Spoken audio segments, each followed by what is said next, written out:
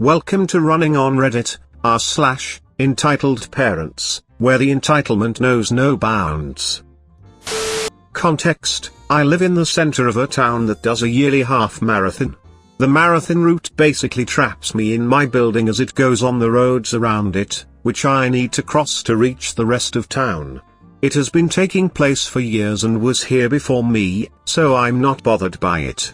I just avoid leaving my building until most the runners have gone. On this day, I had an errand to run but was going out in the afternoon, so was forced to push through the crowds on the pavements to then wait and cross through the runners. I managed to get to the shops and do what I needed to do. On my way back, it started hailing a crazy amount, huge stones that made the ground look like it had been snowed on. Spectators were sheltering underneath shop awnings, including the one above the door to my building, where a mum and her 2 young children were standing. Cast: me, Mighty Elmo. M, Evil Mutton. Me: excuse me, sorry, so British, can I just quickly get through? EM looks absolutely furious. No. Find your own spot, we're standing here. Fair enough. The door isn't too obvious. Me: no, I actually just live in this building, so I just need to get through that door. EM: I don't think so. These are offices. I work in them.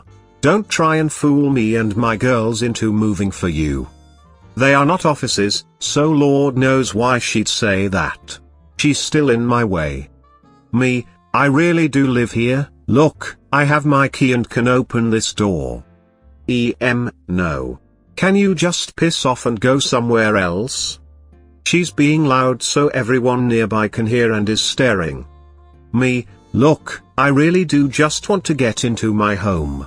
Everyone is looking at us now, so if I am just trying to get you out of the way, I don't think they'll put up with it, do you? EM: fine. Remember, everyone is looking. She moves so I put my key in my door and, cue surprise, it opens. I give Em a little wave as I walk through and clock a couple of onlookers stifling some laughter. After all that, Em immediately walks off with her 2 daughters, into the hail. Apparently, the entitled mother knows more about where OP lives than OP. Perhaps the entitled mother watches OP as she sleeps. Creepy. Hey! 90% of you who watch our videos aren't subscribed. Hit the button to help the channel grow. My daughter's friend from school came home with her one day. They were doing girly stuff that normal 14-year-olds do, makeup, nails, etc. I hear a blood-curdling scream and run upstairs expecting the worst. I open the bathroom door and the girl is on the toilet with blood on her toilet paper. I was like, okay, she started her period. Nothing too crazy. My daughter and I sit her down and I explain why we have periods, and what that means for her from now on. We hug her and congratulate her on this next step of her life. Afterwards, we go get her supplies from the store and grab ice cream. She is all calmed down and feeling special at this point. I took her home and thought it was strange her parents never mentioned anything to get about any of this. She was 14 after all. About an hour later, I receive a call from her vivid mother who berates me for have the audacity to tell her daughter about those private things, and that she will learn things on her own just like she, the mom, had to. I was completely stunned. She had no intention of explaining anything to her daughter. She then said the girls couldn't be friends anymore. Her daughter would still come over without the parents knowing and still calls me to this day, 6 years later, for guidance in her life. Good thing OP took the initiative in teaching the young girl about how her body works. Totally normal to be bleeding out of nowhere, right? As a child, I was enrolled in a Washington, D.C. private school, so kids of politicians, diplomats, lawyers, doctors, etc. The school charged an insane amount for tuition, expected parents to pay thousands extra in fees/donations, and took the kids on their choice of 4 2-week trips, art in Europe, skiing in New Hampshire, scuba diving and biology in Australia. Every year that cost tens of thousands.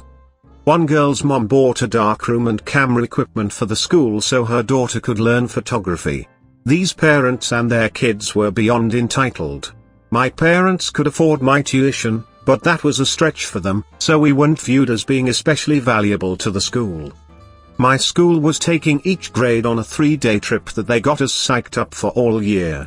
The teacher asked each child to list their 5 top choices for roommates. The week before the trip my mom got a call from the principal. I was nosy, so I picked up 2 and listened in on the conversation. Basically, she said, "Well, none of the kids want your daughter in their cabin. They don't like her." We suggested that it would be a nice thing to do, but the parents didn't think their children should be forced to be with someone they disliked. "We don't have enough cabins to put her in one by herself, so you should just keep her home." Just to clarify, I was not a bad kid. I got fairly good grades. I was shy. I was quiet and dressed like a nerd because I didn't know better. Girls in my class were already wearing makeup and had a very clear-cut code of coolness that I just didn't understand. I was devastated. 9 years old, completely heartbroken, in tears. They didn't want their children to be uncomfortable. But it's okay for any 9-year-old girl to know that no one likes her, and her school doesn't care how she feels. I refused to go back to school. I was so ashamed, I felt shattered and stupid and worthless. That was the beginning of a downslide into depression. I had been told by those kids for years that I was worthless, stupid, ugly in 1 year. I did a report on being adopted, and let me tell you, the kids had a field day with that. But the realization that not one single person was in my corner, not even the teachers, it just broke me. I believed them all. I was worthless. At age 12 my parents put me in an intense residential treatment program for depression, anxiety and other things, and this experience was the beginning of my depression and distrust of people. I am now 35 and I have a good life, wonderful friends, great kids, and I foster all kinds of abandoned and unwanted animals. I know the value of kindness, and try to help others every chance I get. Life is good, I am loved and I am happy, but I still get choked up thinking back to that phone call. What a heartbreaking story. That poor girl appeared to be betrayed by everybody. Thankfully, she was able to pull through it and end up being a positive person. This last story is a tad lengthy, but the audacity of this entitled mother is beyond belief. I just recently had a new family move into my neighborhood. The neighborhood is relatively small and close-knit. The kind of neighborhood where everyone knows each other, and we generally all get along well. We have big block parties and shoot off fireworks together on holidays. The new family is a middle-aged couple with their 4 children. The kids' ages range from around 14 to 2. This incident is just the first of several problems that I have had with this family since they moved in. Crazy mother. K1, one of her kids around 14 years old. Me, the one and only me. I was hanging out in the living room just relaxing and watching TV. From the couch, I have a clear view into my backyard. That's when I noticed the retractable cover of my swimming pool begin to roll up. I was home alone and no one else that has access to my backyard. For insurance reasons, I have a lock on my back gate because of the pool. The gate always remains locked as we would be liable if anything was to happen in the yard. I rush outside and see what was going on. That's when I see Em standing next to my pool with her 4 children. They are dressed in their swimsuits and Em is rolling up the cover of my pool. Me, excuse me, what do you think you're doing in my backyard? Em, my kids have been well behaved today and they want to go for a swim. I saw that you have a pool, so we are going for a dip. Me, this is not a public pool, Em, and you are on my private property. I need you to get out of my backyard now. I never told you that you are allowed to come on my property without permission. Em, who the hell do you think you are? It is a very hot day and my kids want to go for a swim, and they will. Me, not in my private pool, they will not. How did you even get in my yard anyway? The gate is locked. Em, duck off. In my old neighborhood, We did this all the time. My kids are going for a swim now and you will not even know we are here. You are just being selfish and I will not allow my babies to suffer because of your bad mood. Me, now angry, I will not ask again.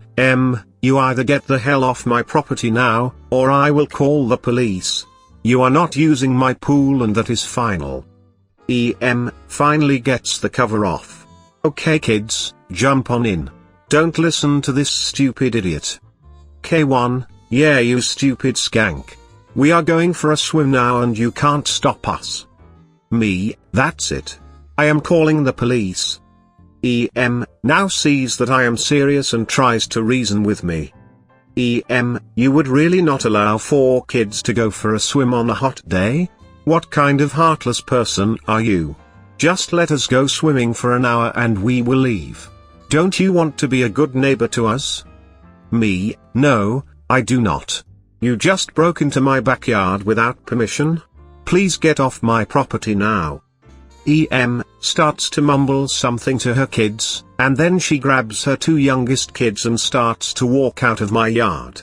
I then turn around and see her 2 oldest boys still standing by the pool.